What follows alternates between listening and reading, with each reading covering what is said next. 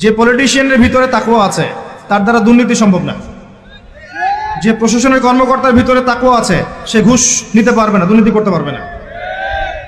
যে আলেমের ভিতরে তাকওয়া আছে সে দিনকে দুনিয়ার বিনিময়ে বিক্রি করবে না। যে ডক্টরের ভিতরে তাকওয়া আছে সে ডাক্তার হবে, কসাই হবে না। যে ইঞ্জিনিয়ারের ভিতরে তাকওয়া আছে সে দেখবেন সত্যিকারের প্রকৌশলী হবে, সে কিন্তু চোর হবে না। ভিতরটা চেঞ্জ করতে হবে, ভিতরটা, এর নাম তাকওয়া। ভিতরটা চেঞ্জ করবে একটা জিনিস, আল্লাহর ওহী, কোরআন এবং সুন্নাহ, ইসলাম।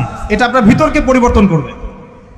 আর আমরা অনেক বড় বড় কথা বলি অনেক সময়, কিন্তু মূল কাজটা হচ্ছে ভিতরটা পরিবর্তন করা। আমাদের সবার সাথে যার যার কলব যাবে, যার যার আমল যাবে। আল্লাহ পাক আমাকে কলার চেপে ধরে বলবেন না যে বাংলাদেশে ইসলামী খেলাফত কায়েম করে আসো নাই কেন, এটা আল্লাহ পাক আমাকে বলবেন না।